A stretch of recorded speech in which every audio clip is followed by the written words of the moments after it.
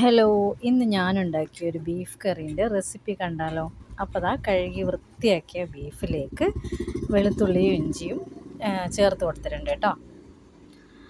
പിന്നെ അതിലേക്ക് എന്താ പറയുക, തക്കാളിയും പച്ചമുളകും ചേർത്തിട്ടുണ്ട്. പിന്നെ കുറച്ച് സവാള ചേർത്തു.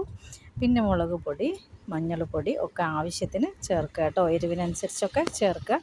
പിന്നെ കുറച്ച് മല്ലിപ്പൊടിയും ചേർത്തിട്ടുണ്ട്. പിന്നെ ആവശ്യത്തിന് ഉപ്പും കുറച്ച് ഉലുവ ഞാൻ ചേർത്തിട്ടുണ്ട് കേട്ടോ. ആ ഉലുവ വെന്ത് വരുമ്പോൾ നല്ലൊരു ടേസ്റ്റാണ് കറിക്ക്. അതേപോലെ പിന്നെ ചെറുനാരങ്ങ, ഒരു കഷ്ണം ചെറുനാരങ്ങേൻ്റെ നീരും കൂടി പിഴിഞ്ഞൊഴിച്ച് നല്ലോണം കൈ കൊണ്ട് ഇളക്കി യോജിപ്പിച്ചെടുക്കുക കേട്ടോ. അപ്പോൾ ബീഫിലേക്ക് ആ മുളകും ഉപ്പും എല്ലാം അങ്ങോട്ട് ചേരുന്ന രീതിയിൽ അപ്പോഴേക്കും എനിക്കൊരു കോള് വന്നേ.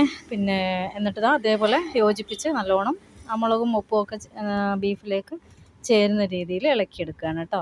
എന്നിട്ട് നമ്മൾ കുക്കറിലേക്ക് ഇട്ടിട്ട് അതിൽ ആ പാത്രത്തിൽ തന്നെ ഒന്ന് വെള്ളം ചുറ്റിച്ചൊഴിച്ച് കൊടുത്തിട്ടേ ഉള്ളൂ. കുറച്ച് വെള്ളമേ ചേർത്തിട്ടുള്ളൂ കേട്ടോ.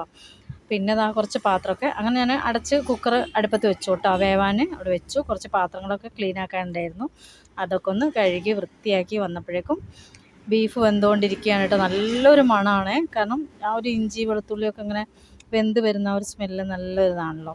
അങ്ങനെ അതൊന്ന് വറവിടുകയാണ്.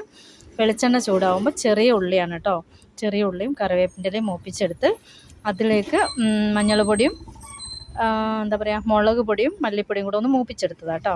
അതിലേക്ക് ബീഫ് ഇട്ട് ഇളക്കി എടുത്തതാണേ. നല്ല ടേസ്റ്റായിരുന്നു, അടിപൊളി ടേസ്റ്റ് ആയിരുന്നു കേട്ടോ. പിന്നെ മഞ്ഞച്ചോറാണ് വെച്ചത്, രണ്ടും കൂടി നല്ലൊരു കോമ്പിനേഷനും കൂടിയായിരുന്നു. അപ്പോൾ നമ്മുടെ ചാനൽ സബ്സ്ക്രൈബ് ചെയ്യണം കേട്ടോ.